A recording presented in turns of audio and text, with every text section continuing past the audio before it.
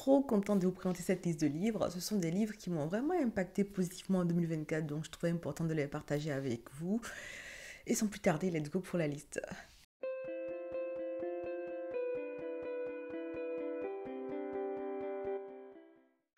Hello, moi c'est Diane et bienvenue sur cette chaîne où j'aime parler de livres, de drama asiatique et de trucs que je trouve plus fun en général.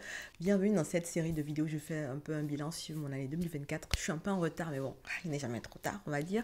Et dans cette vidéo, je vais vous présenter mes top 10 lectures 2024, ce que j'ai beaucoup aimé lire en 2024. J'espère que ça va vous donner des idées de lecture à venir. Et puis voilà, let's go. Et en 10e position, j'ai mis Quality Landmark Wakeling. On est un peu dans une dystopie. On est dans un futur en fait où les algorithmes se chargent de tout. L'humain n'a plus forcément besoin de réfléchir. Tout est proposé en fait avant qu'il ait l'envie même de la chose.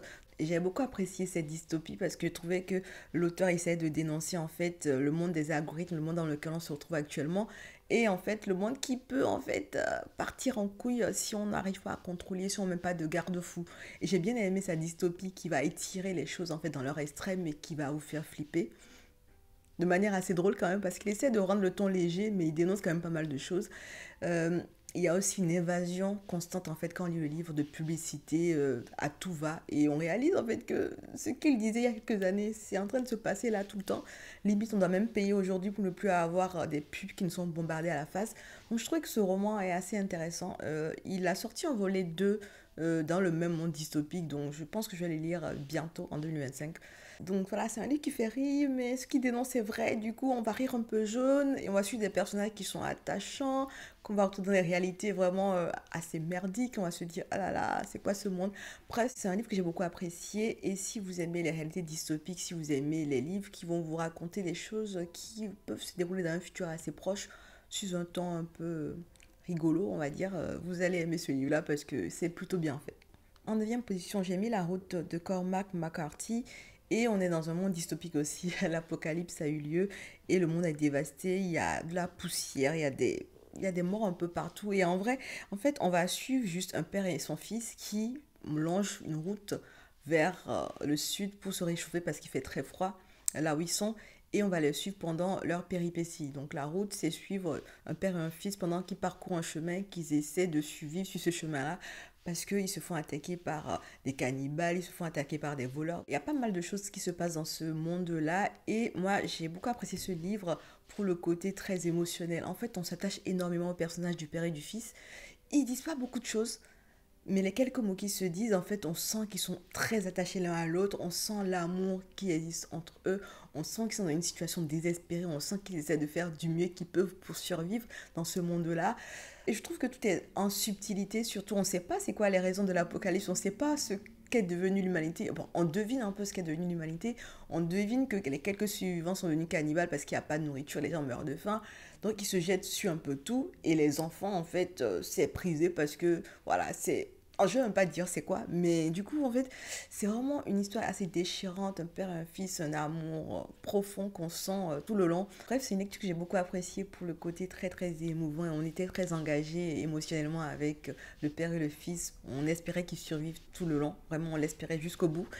Et du coup, c'est un livre que je vous recommande si vous aimez les dystopies, si vous aimez les vibes post-apocalyptiques et que vous aimez les histoires émouvantes qui vont peut-être vous faire chialer un peu. Il y a un format BD qui est disponible aussi pour le livre, donc si vous préférez un format ludique, voilà, c'est disponible. En 8e position, j'ai mis Je ne sais pas quoi dire des gentils blancs de Brit Bennett. Et en fait, c'est un essai qui va regrouper 9 textes écrits par Brit Bennett. C'est des textes qui vont dénoncer le racisme aux États-Unis, la ségrégation raciale, qui vont dénoncer le parcours des États-Unis en fait à travers les temps. Et ce racisme ambiant-là qui est banalisé finalement. Et j'ai beaucoup aimé ce livre parce que du coup, Brit Bennett, elle est un peu versée dans l'émotion qu'elle constate les faits, mais elle est très factuelle aussi dans ce qu'elle constate et dans la manière dont ça affecte la population noire. Et j'ai aimé en fait ces exemples qui sont très ciblés. Elle va parler de pas mal de choses et moi ce que j'ai beaucoup apprécié, c'était le texte qui parlait des poupées noires. Et j'ai aussi aimé le texte qui parlait de la représentation de l'esclavage en fait dans les textes, dans les romans aux États-Unis, comment c'était dépeint pour être assez vanilla, pour ne pas choquer la population. Vraiment, il y a pas mal de textes qui sont assez sympas, donc si vous voulez un un essai un peu coup de poing qui vous parle du racisme aux États-Unis. Je pense que ce test est assez adéquat. En fait, il n'est pas très long. Et du coup, on a 9 histoires quand même qui ont plusieurs sujets, mais le corps du sujet, finalement, c'est le racisme aux États-Unis, hein. Il n'y a pas photo, mais il y a des petites déviances à droite et à gauche, mais on tourne toujours au cœur du même sujet. Et c'est un livre qui est pas mal du tout. Donc, si vous ne l'avez pas encore lu, je vous le recommande. En septième position, j'ai mis Mon cœur a déménagé de Michel Bussy. C'est la première fois que je lis un Michel Bussy, donc voilà, première pour moi. J'ai essayé beaucoup de choses en 2024 quand même, hein, quand j'y pense. Et dans ce livre, on va suivre l'histoire d'Orphélie, une jeune fille de 6 ans, quand l'histoire commence, qui a vu son père tuer sa mère. Et elle va grandir en fait dans un foyer pour enfants où elle va passer son temps à vouloir peaufiner sa revanche parce que sa mère est morte pour une raison, parce qu'un assistant social n'a pas aidé sa mère quand elle criait à l'aide. Donc voilà, en fait, c'est une histoire qui va suivre une petite fille qui va grandir avec désir de vengeance pendant des années et qui va essayer de tout faire le long des années pour assouvir sa vengeance. Moi, j'ai lu ce livre en version audio et j'ai beaucoup apprécié les voix déjà de base, donc j'ai beaucoup aimé l'histoire juste à cause des voix. Et en vrai, l'histoire est assez prenante. C'est pas une histoire très compliquée, mais c'est une histoire qui va vous impliquer parce que vous avez envie de connaître le fin mot de l'histoire d'Orphélie. C'est une fille qui est très touchante en fait dans sa détresse parce que on la sent forte, elle joue au fur et à mesure qu'elle grandit la carte de la femme forte, celle qui ne se laisse démonter par rien, mais au fond quand on creuse un peu, on réalise que c'est toujours la petite fille qui a peur en fait, qui vient d'assister en fait à la mort de sa mère et qui a toujours autant peur. Du coup, c'est un personnage assez touchant qu'on va suivre le long de cette péripétie pour essayer de comprendre ce qui est vraiment arrivé à sa mère, parce que du coup, son œil de 6 ans n'a pas tout vu. Et du coup, on a pas mal de révélations qui vont joncher l'histoire au fur et à mesure. Et j'ai trouvé que les révélations étaient bien amenées, donc ça redynamisait plutôt bien l'histoire. L'histoire d'Orphélie était touchante et elle n'était pas la seule, parce qu'il y avait plein de personnages que j'avais beaucoup appréciés aussi dans ce livre. Et voilà, c'est un moment que j'ai passé avec Orphélie et ses amis que je vous recommande si vous aimez les romans assez légers. On reste sur un truc de vendetta, de vengeance, donc si vous aimez ce genre de vibe, ce livre peut être intéressant pour vous. En sixième position, j'ai mis Santa Muerte de Gabino Iglesias. Et honnêtement, je ne pensais pas mettre ce livre dans mon top 10. Je l'ai lu par hasard. Je l'ai pris par hasard. J'ai commencé à le lire par hasard. Et j'ai aimé par hasard. C'est fou quand même. On va suivre une histoire un peu à la pistolero. On est à Austin, Dallas. On a un gars qui s'appelle Fernando qui revend de la drogue. Il va se faire chanter par un gang rival qui veut récupérer son territoire. Il y aura des morts. Il voudra prendre sa revanche sur les morts en question parce que la personne qui a été tuée est proche de lui. Donc lui aussi va dire qu'il va dégainer son pistolero pour prendre sa revanche. Donc on est sur une vibe de pistolero vraiment. Et honnêtement, ce que moi j'ai aimé, c'est que l'histoire, elle n'est pas compliquée vraiment. C'est un gars qui veut prendre sa revanche et on va nous raconter comment il prend sa revanche à coup de associations à droite et à gauche, à coup de tentatives pour s'infiltrer dans le gang rival pour essayer de fomenter son coup et à coup de prière aussi parce que le monsieur il est très croyant et il prie beaucoup. Il va prier à la Santa Muerte souvent pour lui dire de l'aider dans son projet de revanche. Et honnêtement, tout ce mélange est tellement détonnant que vous allez apprécier votre lecture. Moi, je l'ai apprécié justement pour ça parce qu'il y a plein d'éléments auxquels on ne s'attend pas. Un mec hyper tatoué de partout qui se balade avec un flingue, qui prie une vierge parce que lui, il croit à fond qu'elle va l'aider en fait à tuer d'autres personnes et il a pris à fond, il fait même des neuvaines et tout ça. Donc voilà, en fait, c'est tellement paradoxal comme style de vie que vous ne pouvez qu'apprécier ce livre. Il est tordant, en vrai, il est tordant. Bref, c'est un livre qui m'a mis bien et je me devais de le mettre en fait à cette position parce que voilà, j'avais passé un très bon moment à le lire. C'est un livre que je vous recommande si vous voulez un livre pas prise de tête en fait, qui va vous faire rigoler sur beaucoup de points et qui va vous présenter un personnage un peu badass, attachant et son parcours hors norme pour arriver là où il en est en fait à la revente de drogue. Bref, vous allez apprécier le personnage parce qu'il est complètement loufoque. J'ai mis en cinquième position If We Were Villain de ML Rio. Et pareil, c'est un livre que je ne m'attendais pas à mettre dans ce top parce que, en général, les young adultes, quoique, est-ce que c'est un young adulte? J'ai l'impression que c'est un young adulte, mais un peu plus mature, parce qu'on va être sur un peu un drame shakespearien. Et ce que j'ai aimé dans ce livre, c'est qu'on va raconter l'histoire de Olivier Marc. Il vient de purger une peine de 10 ans pour avoir tué un de ses meilleurs amis.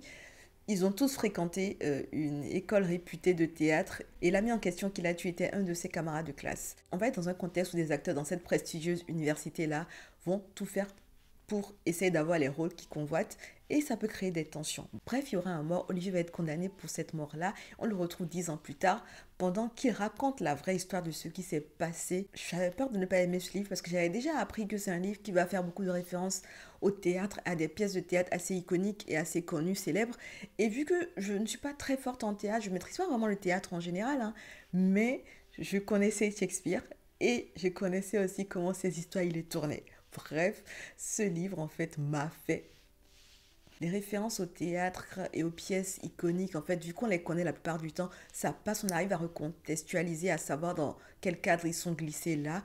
Et honnêtement, j'ai passé un très bon moment à lire ce livre, c'est hyper dynamique. Il y a beaucoup de rebondissements quand l'histoire est racontée par Olivier, beaucoup d'éléments qui sont rajoutés pour te permettre de deviner c'est qui le vrai criminel dans cette histoire. Et honnêtement, j'ai passé un très bon moment à lire ce livre, tout simplement. J'ai beaucoup aimé comment l'histoire a été racontée. Et puis la tragédie bien entendu, j'ai beaucoup apprécié. C'est un livre que je vous recommande si vous êtes fan des drames shakespeariens, si vous aimez les romances compliquées, pas vraiment dites, et les amours un peu impossibles qu'on ne voit pas venir, les émotions qu'on n'arrive pas à comprendre jusqu'à la dernière ligne. Si vous aimez ce genre de situation, je crois que ce livre est fait pour vous. Et aussi, la couverture et la tranche du livre est trop belle. Donc voilà, je vous recommande ce livre si vous aimez tous ces éléments-là. En quatrième position, j'ai mis Infestation et Destruction d'Ezekiel Bone. En 2024, j'ai lu le tome 2, le tome 3 de la série The Hatching de Ezekiel Bone. Du coup, j'ai conclu la trilogie.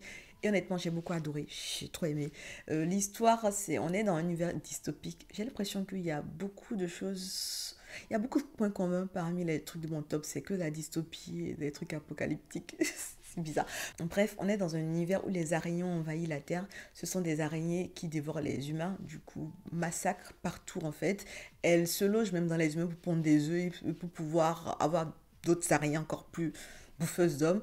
Et dans le tome 1, on nous présentait ces araignées-là. Dans le tome 2, on va nous faire comprendre qu'il y en a de plus en plus grosses qui arrivent parce qu'à chaque génération d'araignées, elles sont de plus en plus grosses, elles sont de plus en plus voraces.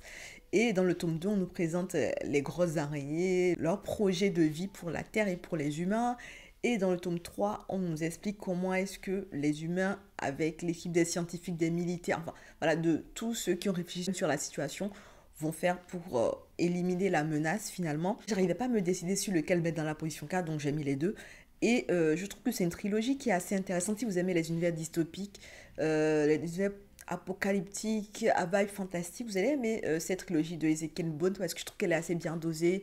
Le tome 1 introduit bien les créatures monstrueuses, les araignées, et on découvre les personnages. Le tome 2 va encore plus creuser les personnages et on aura peur pour leur survie parce qu'on va les suivre, on va comprendre en fait ce qui se passe dans leur vie, on va s'attacher énormément aux personnages.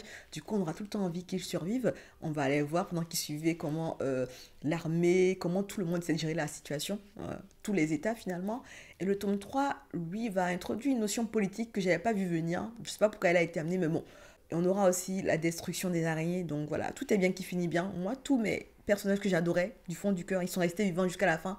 Donc je suis contente. En général, quand j'aime un personnage, il ne tient pas longtemps dans les trucs un peu comme ça. Donc je suis contente que mes personnages soient restés en vie jusqu'au bout, hein, c'est vous le dire. Et vraiment, si vous n'avez pas peur des araignées et que vous cherchez en fait une trilogie qui est pas mal, qui est plutôt bien dosée et qui voilà, va vous donner envie de dévorer limite les 3 tomes, je vous recommande cette trilogie de Ezekiel Bone. En troisième position, j'ai mis Veiller sur elle de Jean-Baptiste Andrea. Et on va suivre l'histoire de Mimo, qui est un sculpteur de génie. On nous raconte son histoire un peu. Ça commence par la fin, voilà. Donc Mimo, au soir de sa vie, nous raconte l'histoire de sa vie et finalement, il nous raconte sa rencontre avec Viola, une personne très importante qui a changé le cours de sa vie et il nous raconte comment est-ce qu'il est arrivé en fait à créer sa sculpture iconique, hein, celle qui fait même peur le Vatican. Et c'est son histoire qu'on nous raconte et je l'ai lu en audiobook, j'ai beaucoup apprécié ce livre, vraiment. J'ai beaucoup apprécié ce livre pour 2 choses. Le personnage de Viola et puis l'histoire de Mimo qui est quand même assez triste quand on va jusqu'au bout de son histoire. Mimo, c'est un personnage qu'on a du mal à apprécier au début, je trouve, parce qu'il a un caractère vraiment... Il a un sale caractère, mais on s'attache à lui au fil des pages, on s'attache à sa relation avec Viola et on adore Viola. Viola, en fait, c'est une femme qui est née à la mauvaise époque, ça c'est sûr. C'est un personnage vraiment qui n'a pas eu le loisir d'exprimer son talent comme cela se devait juste parce qu'elle est une femme. Ça m'a fait mal pour elle. Et aussi, je pense que Ce qui est aussi très intéressant dans ce livre, c'est qu'il vous apprend à apprécier la sculpture, même si vous n'aimez pas la sculpture. Vraiment, je suis pas forcément très fan de sculpture, mais la manière dont on décrivait le génie de Mimo, la manière dont il arrivait à avoir des inspirations pour ses œuvres, la manière dont il était touché par la grâce, par la muse pour ses œuvres, vraiment, c'était tellement bien décrit, c'était tellement bien raconté que honnêtement, on appréciait le process et on se disait, oh, mais finalement, la sculpture, c'est pas si mauvais que ça.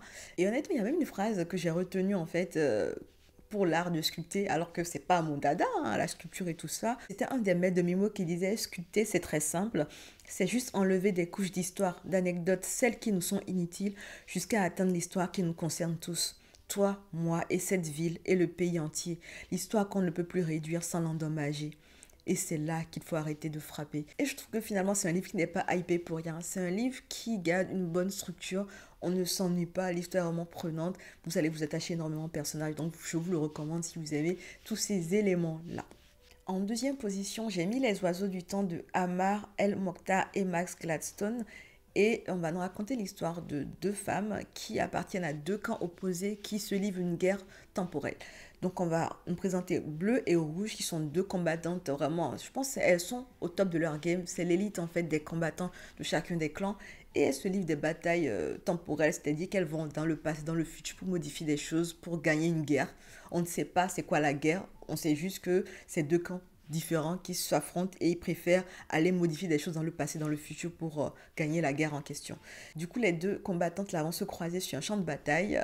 Chacune va se court-circuiter sur ce qu'elle est censée faire.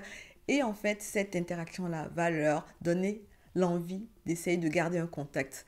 Une correspondance va commencer entre les deux et c'est la correspondance là qu'on va nous raconter le long de cette histoire. Et honnêtement, j'ai beaucoup aimé ce livre parce que de base, j'aime bien les voyages dans le temps.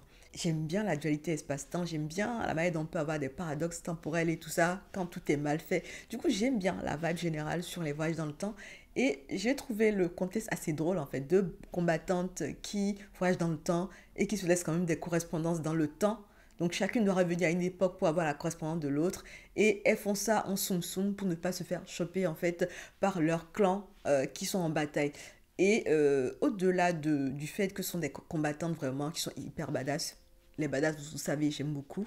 Il y a aussi le contexte un peu queer qu'on va retrouver dans cette histoire et les filles petit à petit vont tomber amoureuses l'une de l'autre et la correspondance qu'elles échangent telle que leurs sentiments vont évoluer vers l'amour, elle est d'une beauté. Honnêtement, les livres épistolaires en général, j'aime pas beaucoup parce que voilà, les correspondances à droite et à gauche, en fait, j'aime pas trop. Mais ce livre, j'étais accrochée du début jusqu'à la fin. J'ai tellement aimé cette histoire pour la romance, pour le côté inventif en fait de laisser des bribes de soi, des bribes d'émotions dans le passé ou dans le futur que ouais, j'ai trop kiffé. J'ai vraiment passé un très bon moment à lire ce livre. En plus, la romance, elle est belle. Les filles doivent combattre deux clans entiers. Trop mignon. C'est vraiment une trop belle histoire. Les plumes sont vraiment très belles, en fait. Les plumes sont trop belles. Les deux auteurs-là, je ne les connaissais pas particulièrement. Je trouve qu'ils écrivent très bien quand même. Honnêtement, j'ai été phasée et scotchée, en fait, par la beauté de la plume. Surtout au niveau des correspondances. Il y avait des suites de mots que je voyais. Je me disais, mais oh, quelle beauté. Comment c'est aligné. C'est trop beau. Faut que je me calme un peu. Tout ça, c'est pour vous dire que j'ai beaucoup apprécié ce livre. Il peut être parfois un peu compliqué parce que du coup, on est dans des voyages dans le temps, on modifie des choses. Et il faut vraiment essayer de suivre l'histoire autant qu'on peut avant d'avoir le fin mot de l'histoire totale avec le passé, le présent, le futur. En fait, tout est mélangé. Mais honnêtement, j'ai trouvé que c'était un très beau récit et que c'était une très belle histoire d'amour finalement. Du coup, je l'ai mis en deuxième position parce que voilà, il m'a mis dans tous mes états. J'ai beaucoup apprécié ce que je lisais. J'ai kiffé toutes les minutes que j'ai consacrées à ce livre et je vous le recommande si vous aimez les voyages dans le temps, si vous aimez les romances queer, si vous aimez en fait les belles romances tout simplement parce que c'était une trop belle romance, surtout quand c'était couché sur le papier, sur des mots qui étaient disséminés un peu dans l'espace-temps. C'était trop beau, vraiment. Et avant de vous parler du roman que j'ai mis en première position, je vais vous parler des romans qui n'ont pas pu rentrer dans ce top, mais que j'ai trouvé assez bons quand même. Et dans les mentions honorables, La femme aux pieds nus de Scholastic Mukasongo a sa place de ouf. C'est un livre que j'ai beaucoup apprécié parce que c'est un livre qui rend hommage en fait aux mamans tout simplement. Et Scholastic Mukasongo a rendu un très bel hommage à sa mère et à toutes les femmes du village où elle a grandi. C'était si beau. Les Doigts rouges de Keigo Higashino a été le premier livre que je lis de Keigo Higashino et j'ai beaucoup apprécié l'expérience. Je découvre un détective qui va être un détective phare d'une série qu'il a lancée et du coup je pense bien que je vais lire d'autres thrillers de Keigo Higashino avec ce même détective-là parce que j'ai beaucoup apprécié le personnage du détective.